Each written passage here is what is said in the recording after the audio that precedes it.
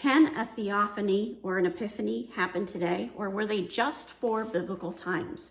Well, what we saw yesterday is that a theophany or an epiphany is a manifestation of God that we are experiencing through one of our five senses in some way. So that leaves it very open-ended. And I can tell you that from my personal experience, the answer is an absolute yes. It does still happen today. And when we are in God's presence, we will have those moments where the holiness of God is just so very profound. You know his presence is there. I've had times where I smelled things that I never could have explained why I smelled them. In fact, it's even happened in my prayer closet. You know me, I have some allergy issues and things like that, so I don't have fresh flowers in my house. And I've had times where I've gone into my prayer closet and at the beginning, I didn't smell anything out of the ordinary. And at some point during my prayer time, I started to smell flowers. There's no explanation for that. There's no reason why that floral smell would suddenly fill the room. And I mean, it filled the room. It was even a better smell than flowers, but the closest comparison I can have to it is flowers.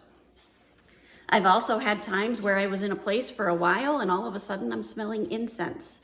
And incense is said to be carrying the prayers of the people to God. So there are definitely times where your other senses are being used. It's not just your eyes, it's not just your ears. You know, you have those goosebump moments and you can't explain why you've got goosebumps, but you know you're in the presence of God. You just know that you know that you know. Those are theophanies. Those are epiphanies. And if you've had those experiences, then the answer is yes. You have also had them. So in Christianity.com, it says this: theophanies reveal God's glory and highlight God's purpose in our lives. A theophany, the theophany of the burning bush, was instrumental in Moses becoming a leader God called him to be. Theophanies can reconnect us to the ongoing story of redemption and help us understand that God is interacting in our lives. So God is actively moving in your life, and when you have those theophanies and those epiphanies, it's confirmation that God is working in your life.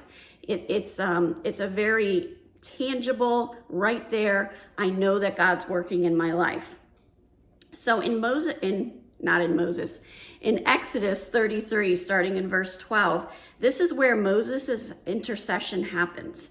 Moses said to the Lord, "See, you say to me, bring up these people, but you have not let me know whom you will send with me. Yet you have said, I know you by name, and you have also found favor in my sight. Now, therefore, if I have found favor in your sight, please show me your ways that I may know you in order to find favor in your sight. Consider too that this nation is your people." And he said, this is God speaking, "My presence will go with you and I will give you rest." And he said to him, "If your presence will not go with me, do not bring us up from here. For how shall it be known that I have found favor in your sight, I and your people?